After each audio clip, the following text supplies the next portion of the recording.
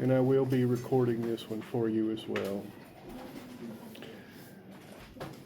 I have a big block of time tomorrow afternoon, and during that block of time, I'm going to try to get every single lecture that I've recorded up for you. So if you're wanting to study, if you don't see it by Saturday morning, send me a text or something to remind me. But I should have it up probably by 5 or 6 tomorrow. I will also have all of the grades for the semester for both lecture and lab up and online. You should be able to see them at the same time in Blackboard. So if you don't see your grades up there, again, send me a text or something Saturday morning so I will know. Everybody clear on that? Just FYI, in case you're interested, Honors Night is tomorrow night.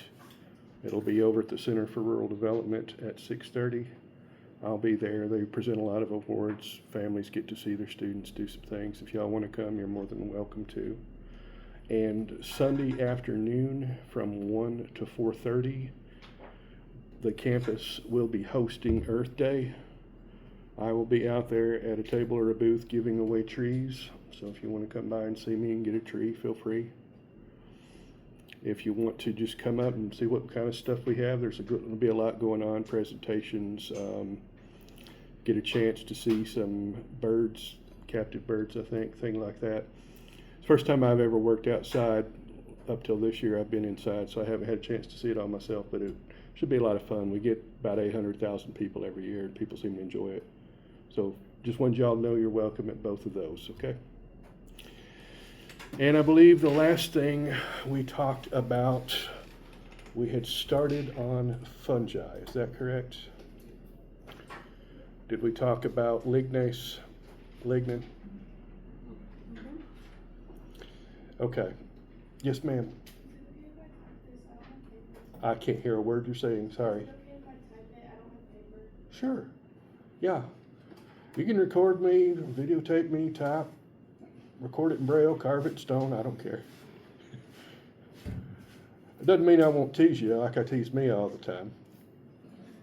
But honestly, truly, I want you to do whatever works for you. Because I know you all think differently than I do. You're used to the technology. Feel free to use it. But I appreciate you asking. Main thing to remember about fungi is multicellular. Only a few are single-celled.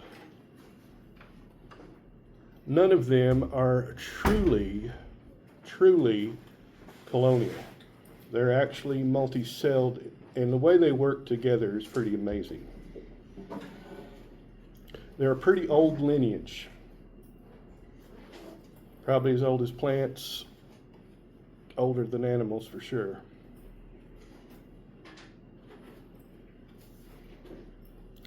Their main threat is desiccation. That is the big worry if you're a fungus. It's drying out.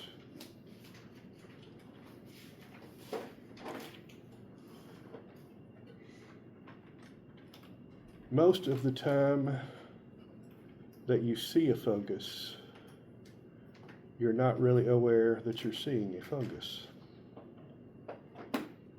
When you think of a fungus, probably the most obvious thing you're going to think of is a mushroom, right?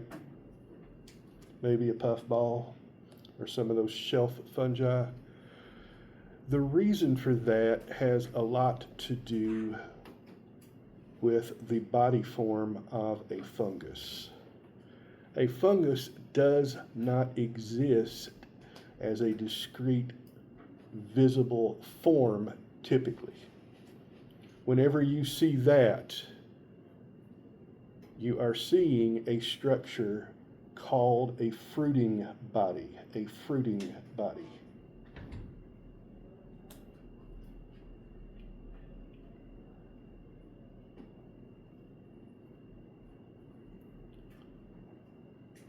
And if I get going too fast, slow me down.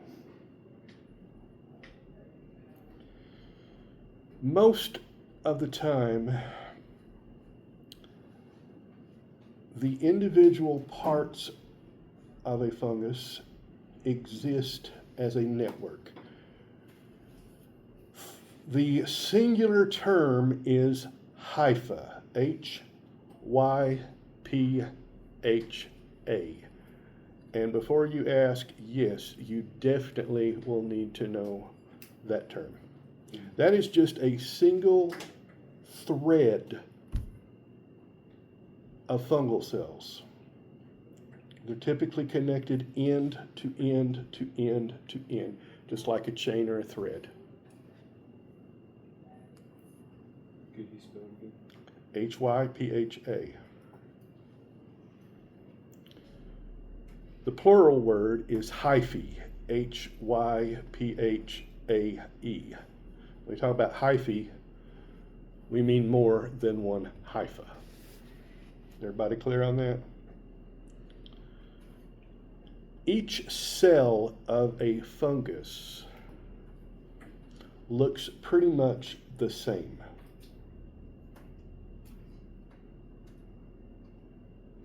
They are going to be rectangular. They will have both a cell membrane and a cell wall and a nucleus.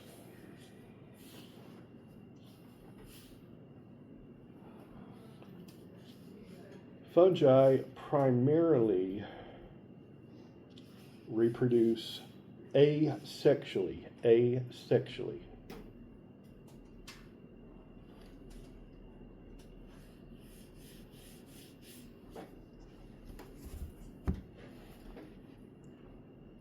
When you look at a log that's got mushrooms growing on it,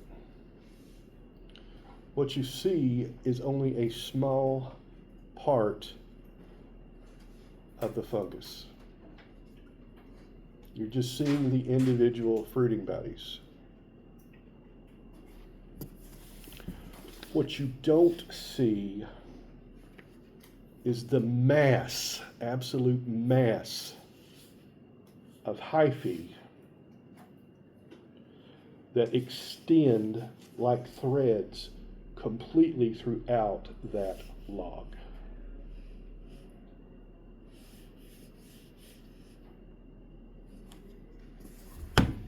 They're microscopic, they're only one cell across, but I promise you, that log is absolutely riddled with them. True or false? If you see just a little bit of blue-green mold growing on bread, it is safe to cut that part away and eat the rest of it. Absolutely false. Because what you see is, again, just the fruiting body. That entire loaf of bread is probably crawling through with fungal hyphae. And this mass of hyphae has a scientific term for it. It is called a mycelium. A mycelium. M-Y-C-E-L-I-U-M.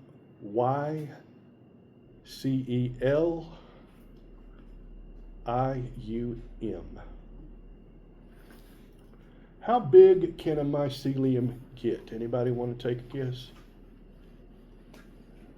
Miles. Huh? Miles. Miles, yes. Steal my thunder.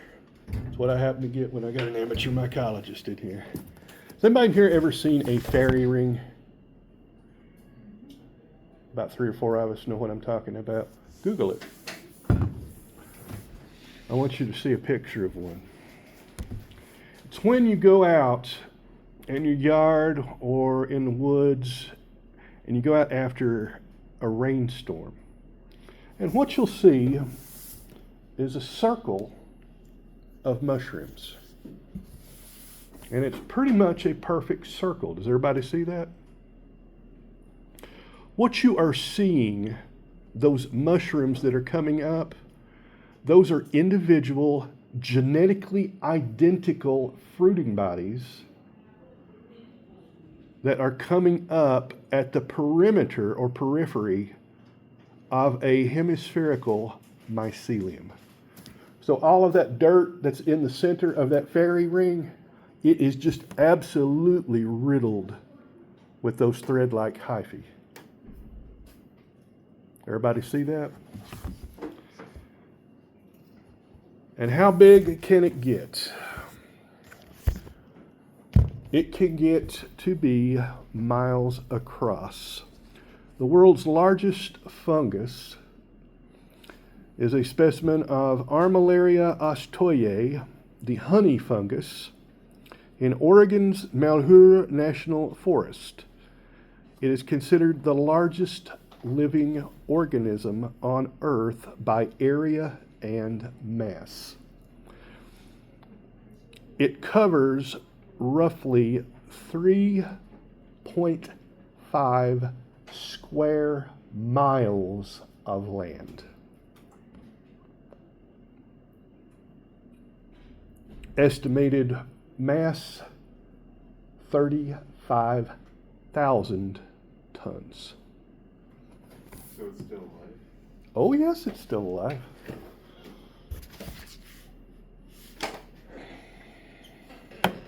When was it first found? When was it first found? I don't know. Let's see if I can find that out for you.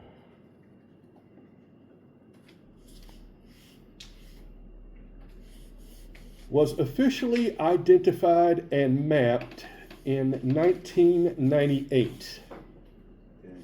Often called the humongous fungus, this individual organism spreads underground, covering 2,385 acres, is estimated to be between 2,400 and 8,650 years old. Kind of redefines what we call an organism, doesn't it? The most interesting thing about this is these things are all genetically identical. If you map it on this end of it and you go all the way to the other side of the forest and sample that in, it's going to be genetically the same. It is essentially one big clone. That's going to be my question. If we could refer to it as a clone, you keep saying genetically identical, and for me, I just think clone whenever you say that. That's fine. You're allowed to. Y'all want to see a picture of a fruiting body from this thing?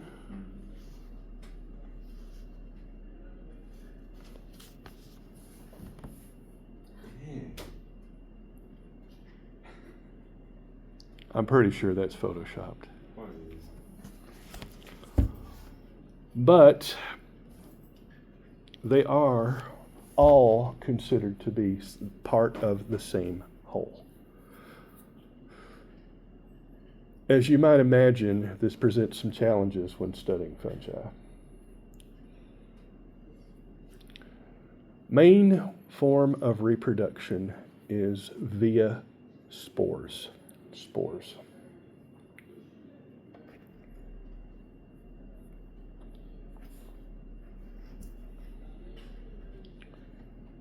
The spores are simply tiny, tiny cells that are released from the fruiting bodies.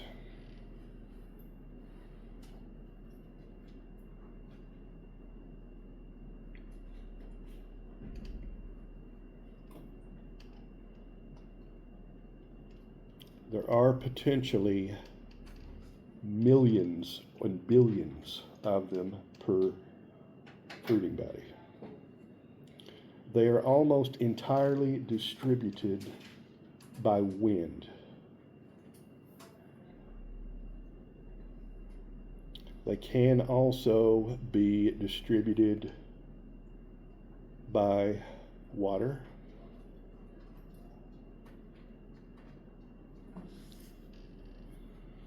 And to a more limited extent by animals.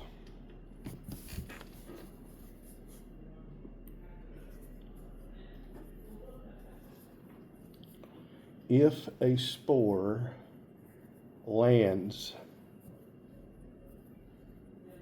in an ideal location, which for a fungus means typically warm and wet.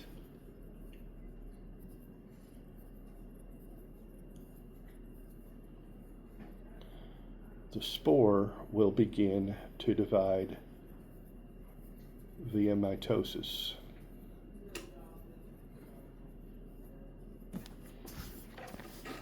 And eventually, it will have formed a singular hypha. That hypha can branch, double back on itself, break off, overlap, and continues dividing as long as two conditions are met. Number one, that it does not dry out.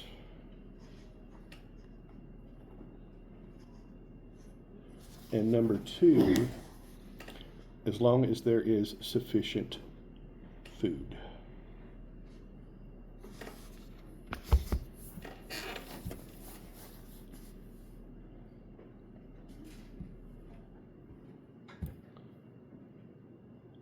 Almost all of these cells are actually haploid.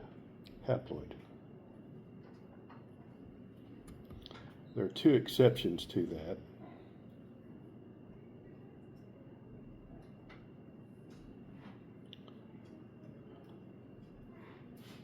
True or false? Fungi can have sexual reproduction. I've got you scared now. True, they can. They don't have male and female. Instead of what we consider to be male or female gametes, fungi are said to be isogamous. Isogamous. I-S-O-G-A-M-O-U-S.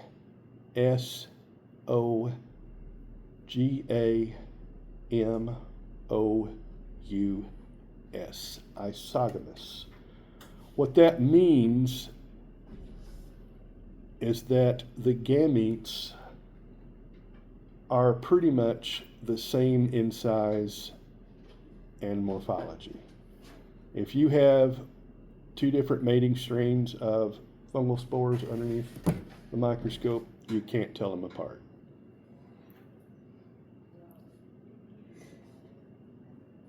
We contrast that with heterogamy. A heterogamous species is one where the male gametes are typically much smaller and more mobile. Much smaller and more mobile.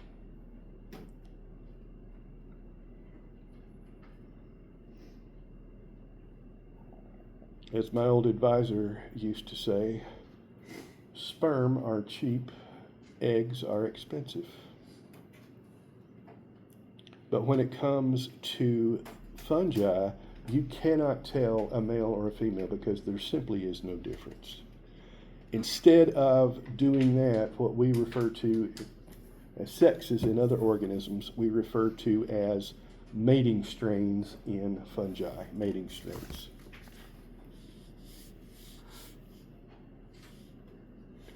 And typically, we just refer to a mating strain as plus or minus.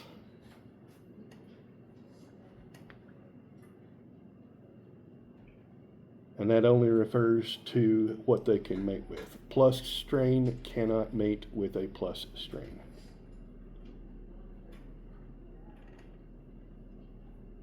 A minus strain cannot mate with a minus strain.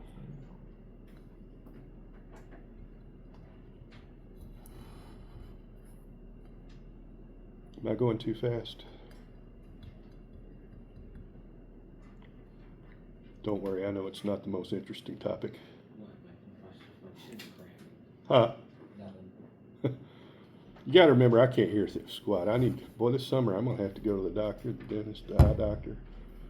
I got a lot of work getting done on me. Yes, ma'am.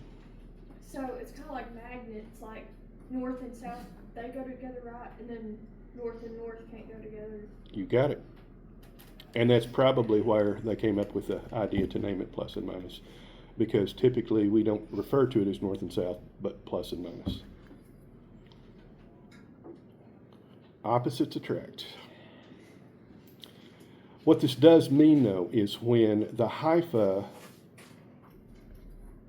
of a plus strain comes into contact with the hypha of a minus strain,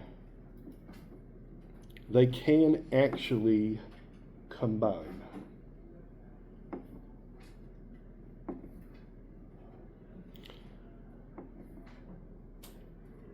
This can lead to a very short-lived diploid phase.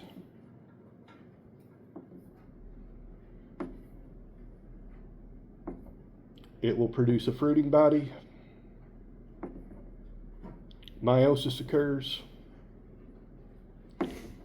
You get haploid spores that get released. Lather, rinse, repeat. You got a question? Do spores, like, not spores, do the fungus, can they live in the ocean, Switch? Yeah. There are certain ones called water molds. Some treatments put them into the protists. Some put them in the fungi. Again, it's where do you draw the line? I know some botanists that include green algae in plants. It's all arbitrary.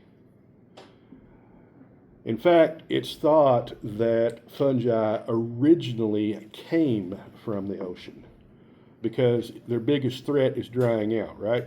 If their biggest threat is drying out, it makes sense that they would have originated in some kind of marine or aquatic environment. We say the ocean because, quite simply put, there's far more salt water on the planet than there is fresh water. Y'all want to hear something that'll blow your mind? The Great Lakes, as a whole, contain about a quarter of all of the fresh water on the earth. Not North America, the earth as a whole.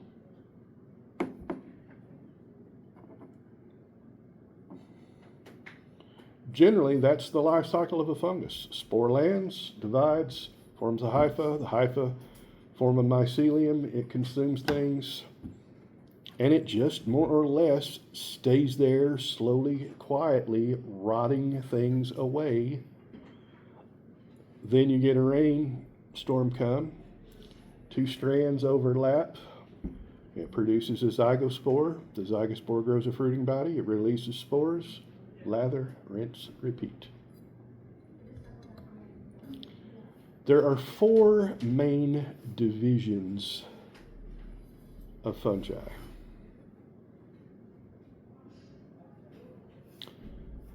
The first are the zygomycetes. Zygomycetes. Anybody want me to spell that? Z-Y-G-O-M-Y-C-E-T-E-S.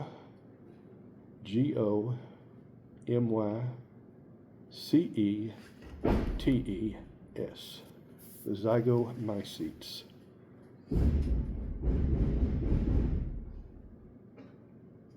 Is that? Didn't sound like gunfire, did it? Oh, I'm too old for this.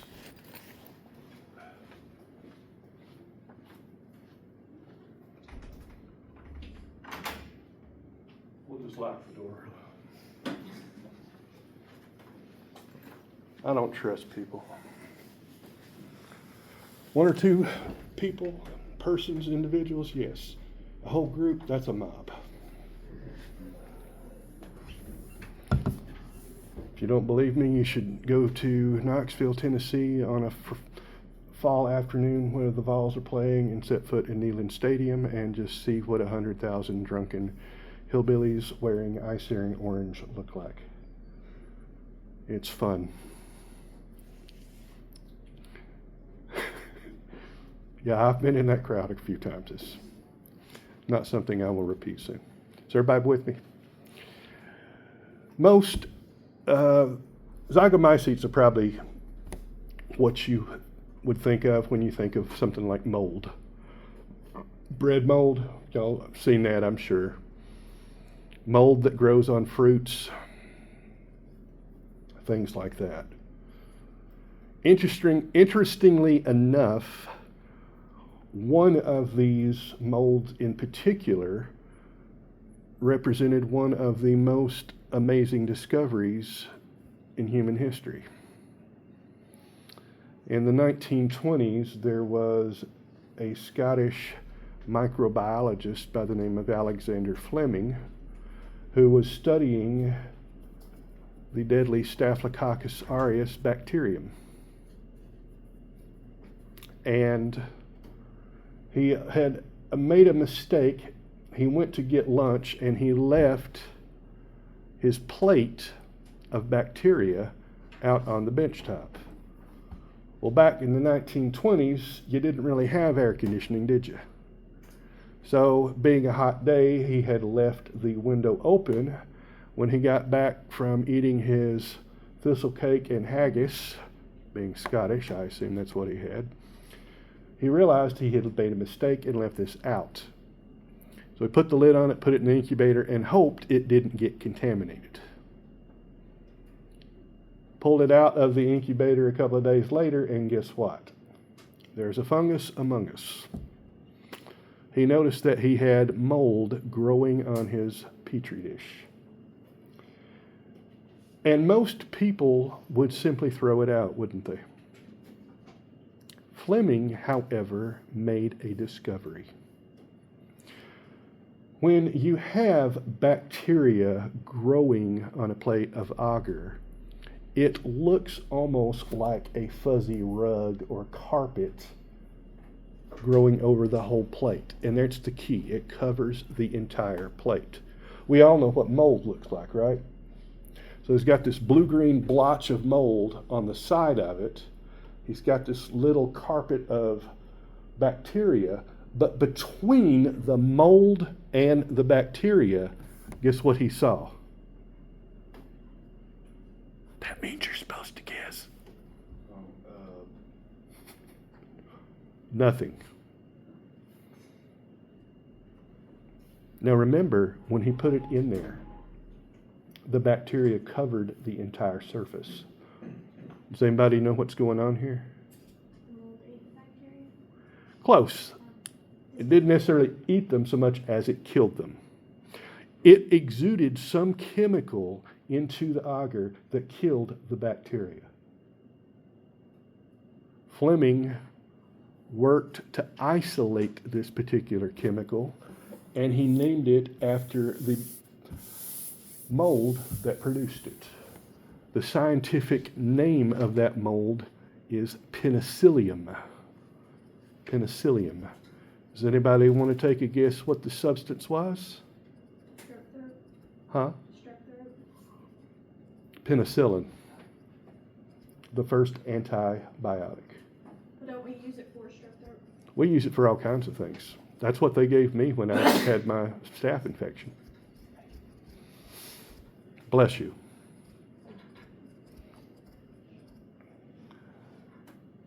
So mold can be a good thing, it can be a bad thing, right? Y'all have heard of the black mold that grows in ventilation systems? That can kill you. You want to hear an intriguing story? 2011, a tornado hit the town of Joplin, Missouri. It was an EF5 tornado, which is the strongest there is in existence. It basically wiped out the entire middle of the city. If you go to Google Maps today and you know the path of the tornado, you can actually still see it 15 years later and just trace it, because what you will come across are essentially phantom blocks. You'll see a road, have two driveways here and two here, and a cul-de-sac at the end of it, and there might be a single house there. Killed more people than any tornado had killed in probably a century or so. And one of the interesting things was 13 people who were hospitalized developed a necrotizing fungal infection. Necrotizing fasciitis is sometimes called commonly the flesh-eating bacteria. Necrotizing means it dies. This fungus was racing through these victims, and it was totally killing off their tissue. Turns out it was caused by a soil-dwelling fungus. Any idea how it got from the dirt into the victims? From the tornado. From the tornado. Puncture wounds drove it deep. Out of the 13, 5 of them died. One particular young man was so infected by this, it literally went through his blood vessels like a superhighway of fungus. They ended up having to remove pretty much his entire rib cage. And they replaced it with titanium. How cool is that? That had to hurt though. Oh, of course it had to hurt. Last time I checked, which was last year, he's still alive, doing well. But I want you to realize fungi can cause disease, infections. We'll talk more about that in a minute. The second major group are the ascomycetes. Ascomycetes. The sac fungi. ASCOMYCETES.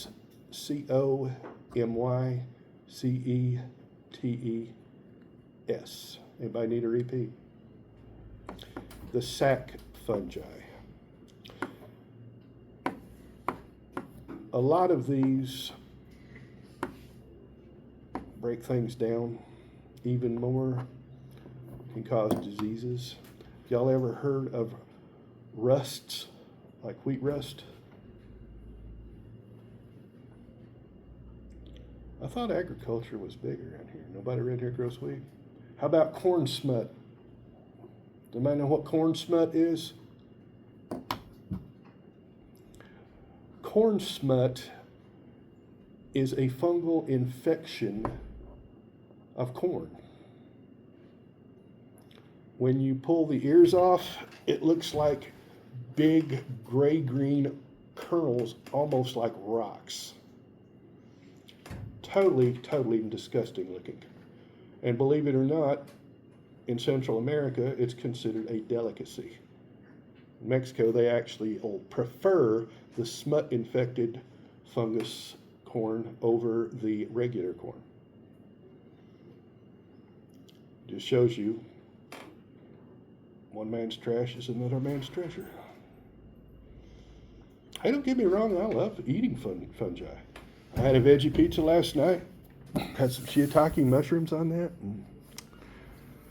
Where from? Huh? Where from? Kroger's.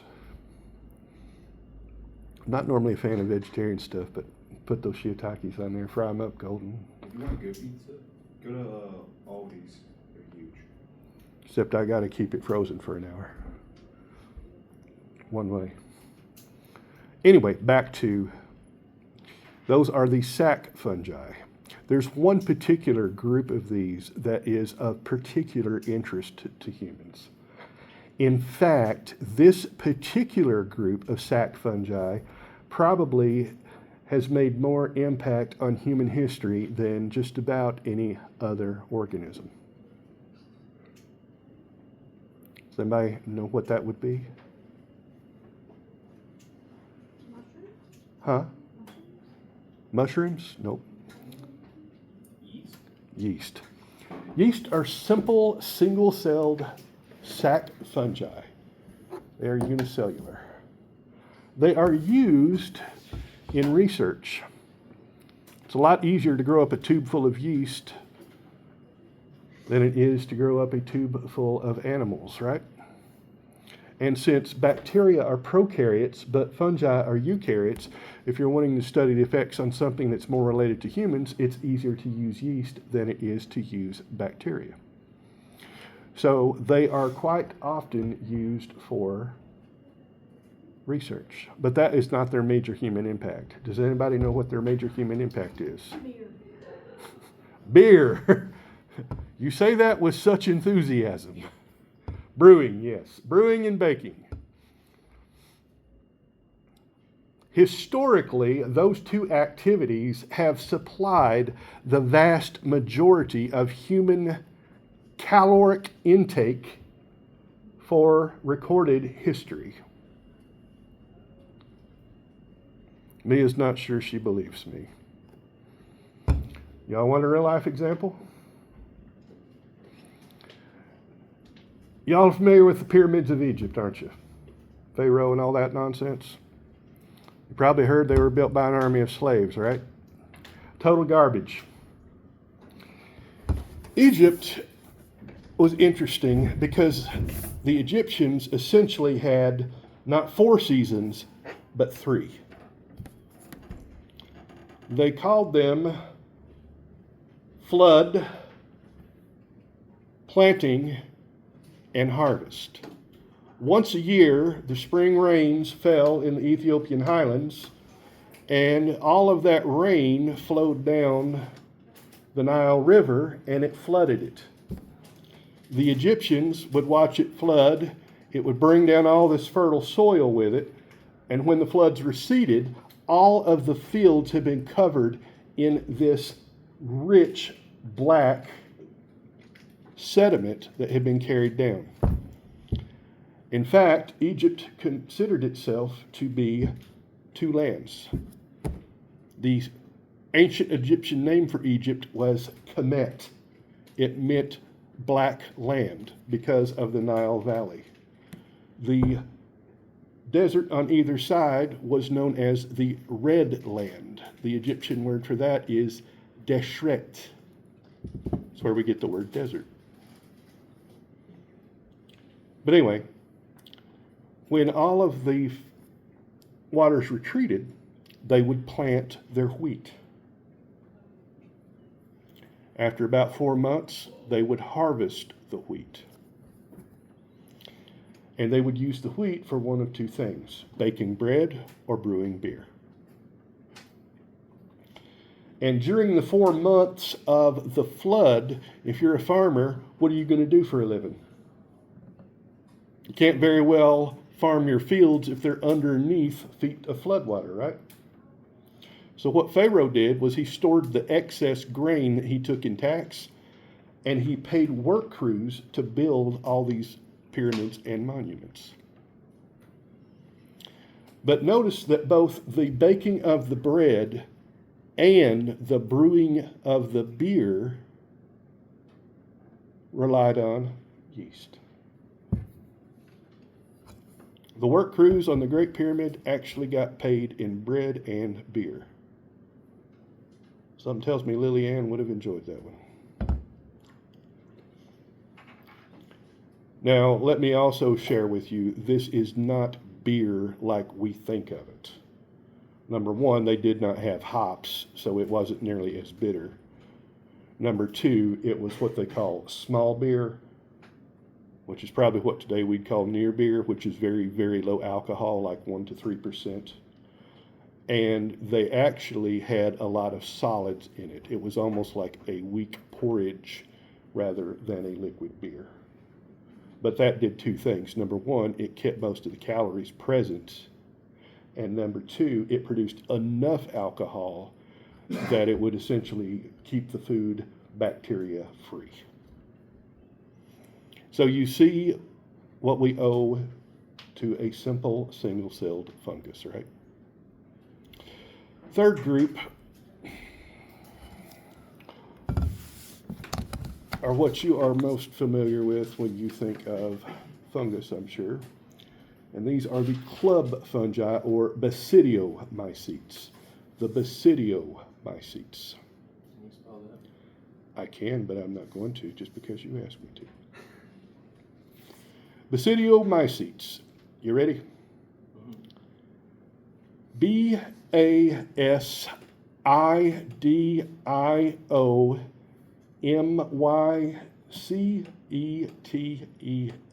Basidiomycetes. These are your mushrooms. Everybody has seen Basidiomycetes.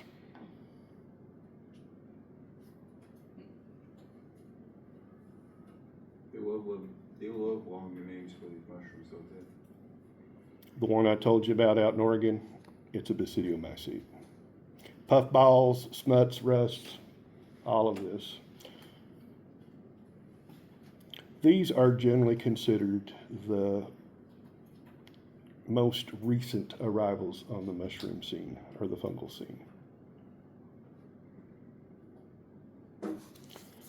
The last group are called deuteromycetes. Deutero, D-E-U-T-E-R-O, M-Y-C-E-T-E-S. Deuteromycetes. Deuteromycetes are sometimes called the imperfect fungi. The imperfect fungi.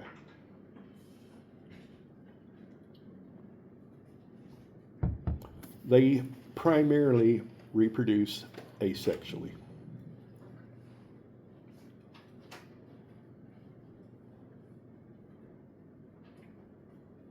These are very often found to be sexual later, but because it is a very, very rare event, they put them all in this group unless they find out they do produce sexually, in which case they generally go into the sac fungi or the club fungi.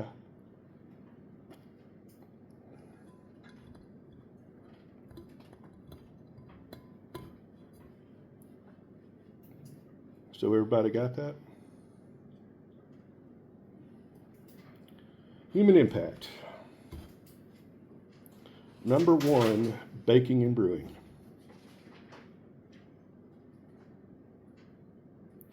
You put yeast with some kind of grain or fruit and you let it ferment.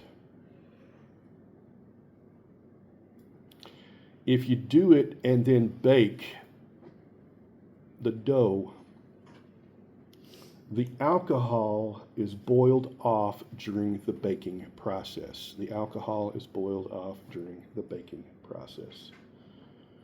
The CO2 from the fermentation makes its way to the surface. If you've ever looked at a slice of bread, you know it's full of holes, right? All of those holes are due to the bubbles of CO2 causing the bread to rise.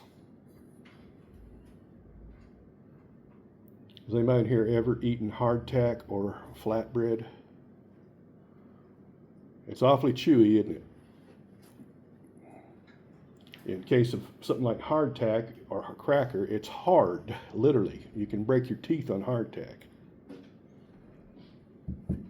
That's one of the reasons why baking is such a big deal. The vast, vast, vast majority of human calories through history, half of it's from baking. Brewing, we've already talked about that. Primarily, historically, it's been some kind of beer. Wheat, to a lesser extent, barley. You had a question. Yeah, like in the 1700s, I think, some ships had to use that really hard bread because they couldn't like keep it because it would just Hardtack. Yeah, it's crazy. They didn't do it. The proper way to eat hardtack is to soak it in water or boil it. You make yourself a little stew. The Roman legions that marched all over the Mediterranean and conquered it, they basically were fed primarily with porridge on the march. You ever had oatmeal, cream of wheat? You've essentially had porridge. They'd have a little bit of meat to throw into the stew pot at night, but it was primarily grain. Yes, ma'am. So I have a question about mushrooms. What now? I have a question about mushrooms. Ask away. Okay, so in movies, you said mushrooms are like all connected somehow? Or what? Mushrooms are all like connected somehow, like they're all genetically the same. Then in movies, why do people like, you can eat mushrooms and not get high, but movies make it like you get high on mushrooms? So, Because how many of you ever heard of the magic mushroom? More of you than I'm comfortable with. On the coast, the coastal scrub forest of the Pacific Northwest, primarily Washington and Northern California and Oregon, during wet times of the year, if you know where to look, you will find these small bluish mushrooms putting up spores. If you eat those mushrooms, then one of their secondary metabolites that is produced as a chemical defense against predation by insects will act upon the receptors on the nerve cells of your brain as a hallucinogen. And you will start seeing things that aren't there. And you will start hearing things that aren't real. And you will start, what was that movie? The elephant with the big ears, the Disney movie. Dumbo. Dumbo. The pink elephant dance number from that had to have been written by somebody who was either on magic mushrooms or LSD. It is a complete and total drug hallucination. And that's why. Some of those produce substances that are unbelievably tasty. You ever had oyster mushrooms, golden oyster mushrooms fried up? Oh, it is close to heaven. Shiitakes. However, there are other mushrooms that produce toxins. These are called mycotoxins, mycotoxin. And in case you're wondering, myco, that is the root word for fungus from Latin. And just because it looks like an edible mushroom doesn't mean it is an edible mushroom. I've been trained in edibles. I've been a field mycologist. I actually spent a couple of summers working as a mycologist. How many times would you think I have eaten wild gathered from the woods mushrooms in my life? You're close. Once. And that was because they were located by the man who trained me, Ron Peterson, who had been doing this about 4.5 decades at the time we found them. And he is generally acknowledged as the world's expert at the time in coral and basidiomycetes. Because that was the only time I ever trusted anybody's judgment. I never would consider eating a wild one that I collected myself, even if I knew it was safe, because there are so many different things that could go wrong. Yes, sir. Could you cook it, or it will still have that effect? Could you cook it, or? Depends on what the mushroom is. Sometimes you can cook it and it'll make it worse because you concentrate it. Sometimes it'll break it down. There was a story that came out, this is about 25 or 30 years ago, where a family of 4 had immigrated to the U.S. from Vietnam. And in Vietnam, it's a developing nation. Their economy's not as strong. So a lot of the citizens supplemented their food with wild gathered substances. Not necessarily a bad thing if you know what you're doing, right? I myself have gone hunting before. Game is a good thing to eat.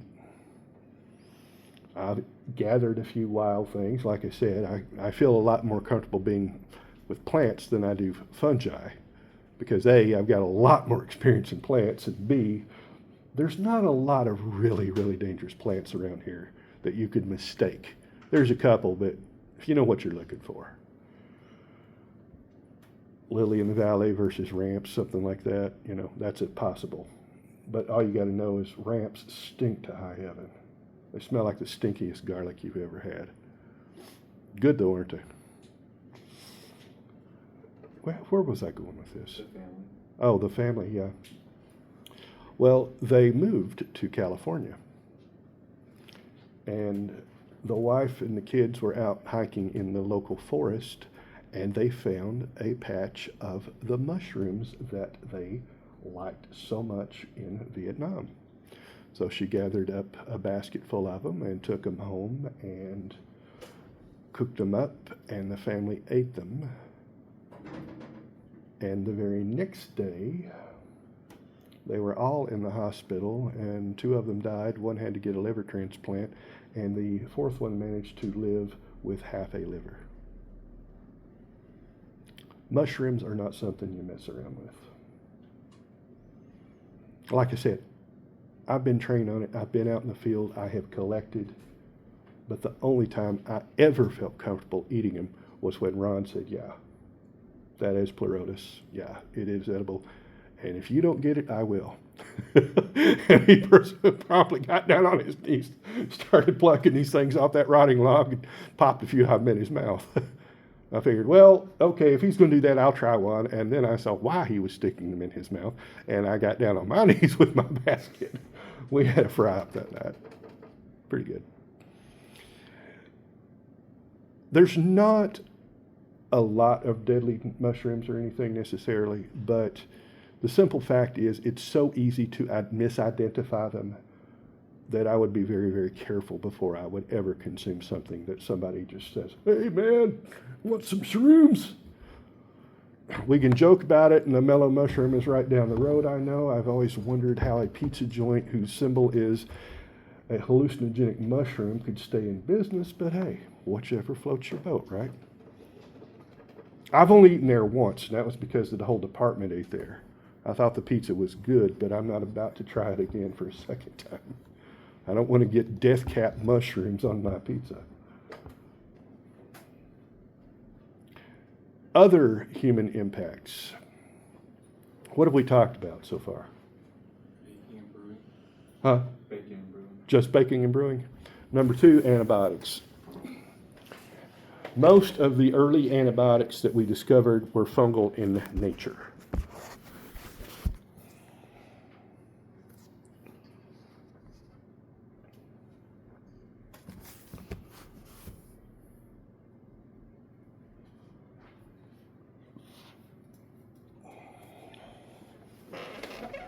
Number 3 would be agriculture.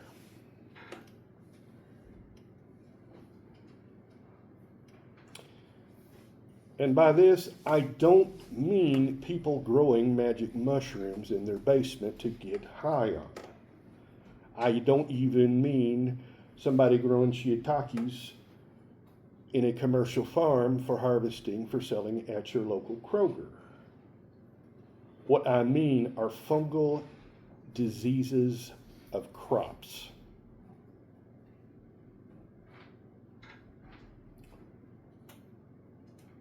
Wheat rust.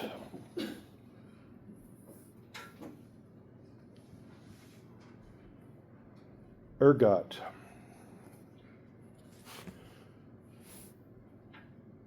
Since you like claviceps so much, ergot. Ergot is a fungus that can infect wheat, rye,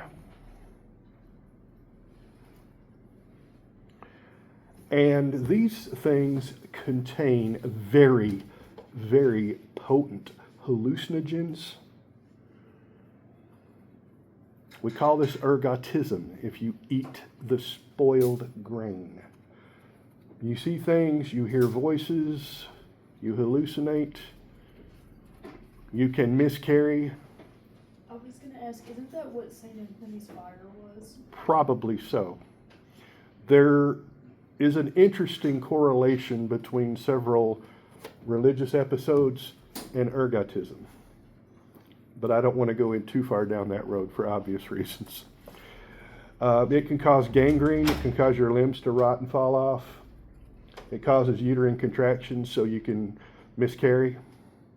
You had a question. Can that happen to, like, if cows get a hold of it? Oh, yes. Cows definitely get hold of this. And they'll start headbutting the fence. They'll try to climb the fence. Yeah, I've seen all kinds of things. Cows really, You think sometimes it could have been mistaken for mad cow disease? possibly. Basically, these alkaloids that are produced by ergot, they're the precursors to LSD. It's not LSD, but your body converts it to that. Corn smut, I was telling you about that. The potato blight is a perfect example. I don't think there's anybody who could doubt the impact that particular fungus has had on the history of Ireland. It took them over a century and a half to make up for the population loss. Think about that. They lost so much population, it took them a century and a half to reach what it was at the start of it. So everybody got that one? Can you say for the Ireland one? I can't hear you because somebody opened the door and there's somebody out there talking. For the Ireland one. What about it? What was that one? Potato blight. Phytophthora infestans. The chestnut blight. I told you about that, haven't I? Dutch elm disease. I'd be willing to bet most of you probably never seen an elm tree. Certainly not in the wild. Wouldn't know one if you saw it. You get an idea? In terms of pests, fungi have had a devastating effect. Probably only equaled or exceeded by insects as far as damage to agriculture.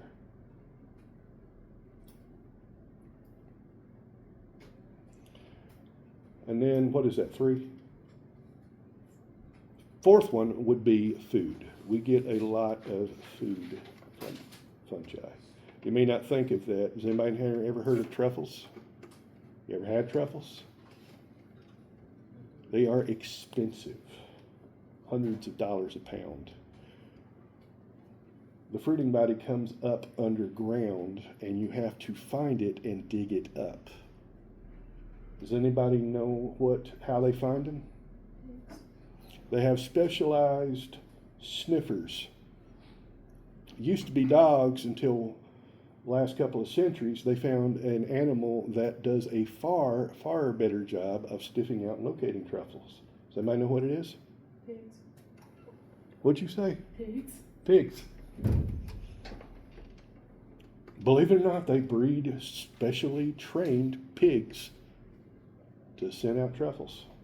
And those pigs cost how much as the truffle. Get an idea, right? Now, you may not think of it as you eating so much, but I assure you there's more out there in your food than you realize. Let's put drugs down as number 6. Is that number 5 or number 6? 5. Number 5. After food. Drugs, man. The aforementioned magic mushroom, but there are also some other active compounds in certain fungi. And number 6, I probably should have ranked higher. You don't generally think of it, but diseases in humans, medical conditions. If you've ever had athlete's foot, you've had a fungal infection. If you've ever had a yeast infection, you've had a fungal infection. Some of these things are resistant and can last for years. The professor I was telling you about, Ron, he actually had a yeast infection behind his left ear and nothing he could do could get rid of it. He probably had that same infection for 30 of his 40 years. Pretty wild. So how do y'all feel about fungi? Last one I want you to get is the ecological benefit to humans.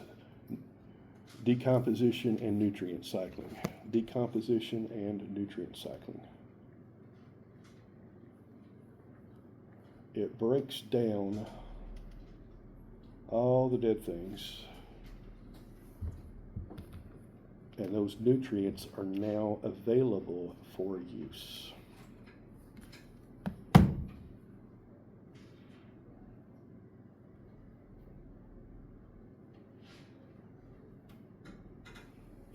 Questions? Okay, stand, stretch, pop your back for a minute.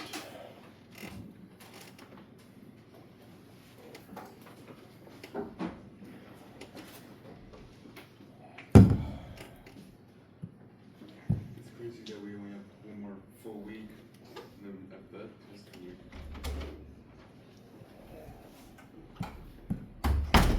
She missed it. Okay. So we have now discussed 4 of the 6 kingdoms of life, right? Archaea, bacteria, protista, and fungi. And next up we have the best and most important kingdom of life, plantae, plants. And he's like, hey, wait a minute, I thought you were going to say animals. I know most people find animals more interesting. Personally, I find plants more interesting. So, major characteristics of plants. Number 1, plants are autotrophic. By definition, they are self-feeding through photosynthesis. Photosynthesis.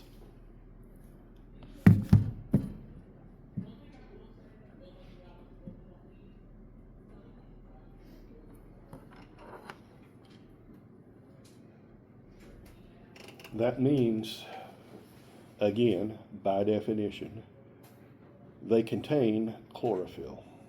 Chlorophyll.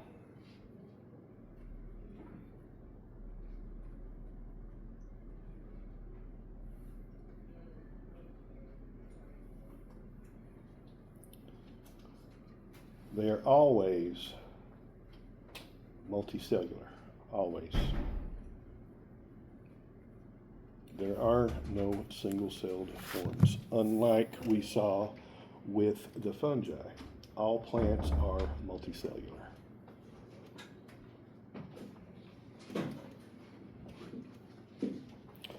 They are non-mobile, non-motile. They do not move.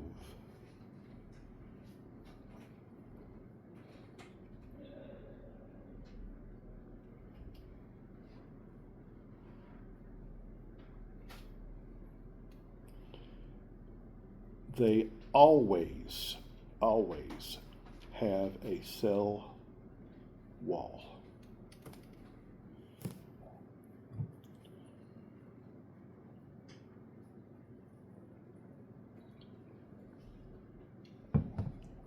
That cell wall always contains cellulose. Always.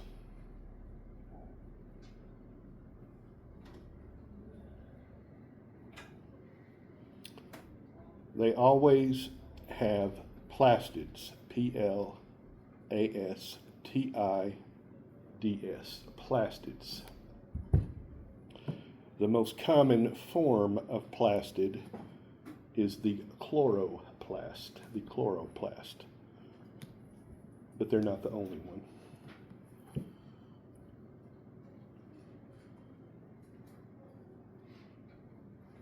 And the final characteristic, they always have a central vacuole in their cells, a central vacuole.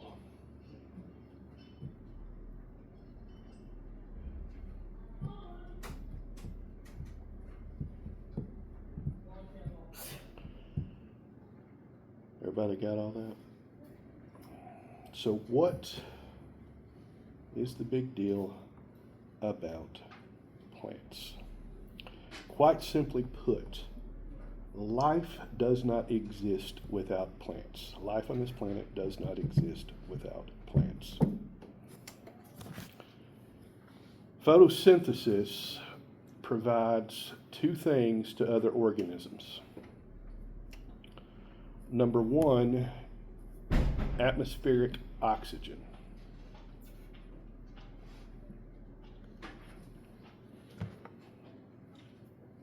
If we did not have plants doing photosynthesis, we do not have enough oxygen in the atmosphere for life to exist, period. The second thing is that plants form the basis for just about every single food chain on Earth. We talked about food chains, right? We talked about the primary producers. You remember that? Almost every primary producer on the planet is a plant. In other words, 99% of all of the energy found in living things has been converted from radiant energy into chemical energy via plants, aka photosynthesis and sugar.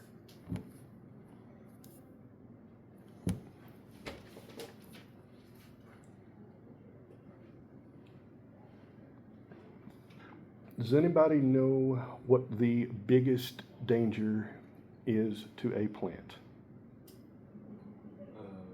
Too much sunlight? Nope. Drying out. Who said that? Who said that? I did.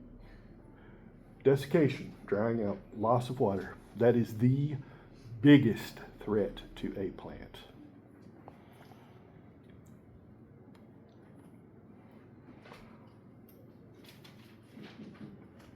Like fungi,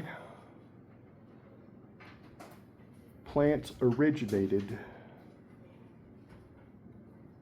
in water. They originated in water.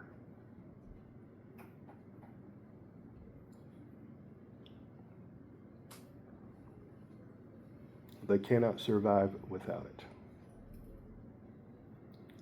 Every major plant adaptation is to deal with the threat of desiccation. Every major plant adaptation is to deal with the threat of desiccation.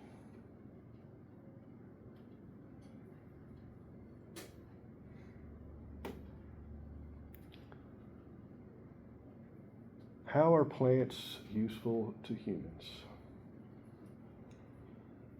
Reason zero, and I say zero because, again, we're talking about humans specifically, but this is applicable to all living things, would be production of oxygen. Production of oxygen. They keep the rest of us alive by keeping us in O2. That's reason zero.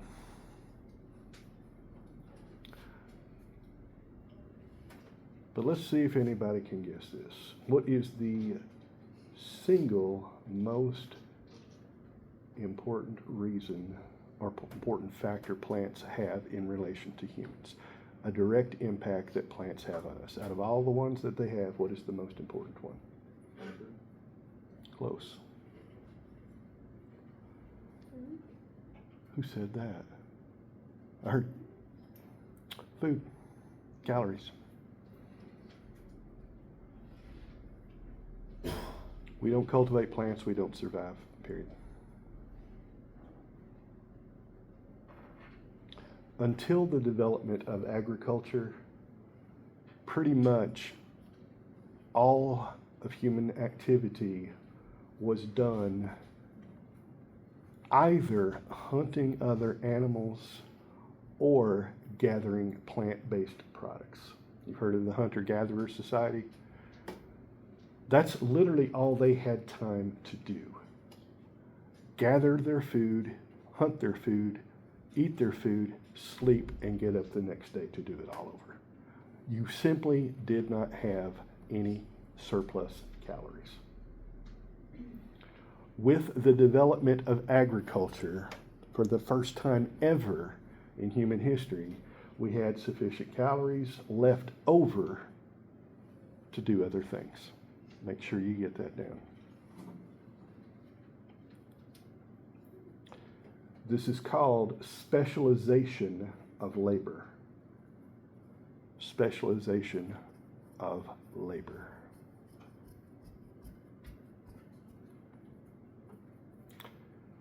If Pharaoh didn't collect part of the harvest, store it in the granaries, and then hand it back out as payment for buildings, you see where I'm going with this? The builder could learn his trade, and he could do his trade without ever having to pick up a farm implement, because the farmer produces an excess of calories that he can trade to the builder, who will then build a house for him, or build a granary for him, or build a water trough for him. You see where I'm going with this? The development of human civilization and agriculture go hand in hand. In fact, this might blow your mind. There is one plant family. Now think of the level of that in kingdom, phylum, class, order, then family. So we're pretty far down the chain, aren't we? So it's not going to be as big a group as you might think. There's one family of plants that supplies us with 10 of our 20 most important food sources, including probably our top 3, if not our top 5, depending on which measure you use. Does anybody want to know what family that is? It's the grass family. The grass family. Poaceae. P-O-A-C-E-A-E. P-O-A-C-E-A-E. The Poaceae. The grass family. Every center of civilization,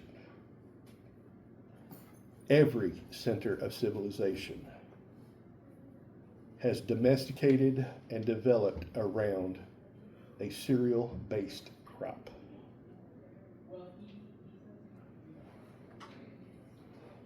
When you think of the Middle East, Mesopotamia, the Fertile Crescent, what is today Iraq, the Levant, the Holy Land, they had number one, wheat. Number 2, barley.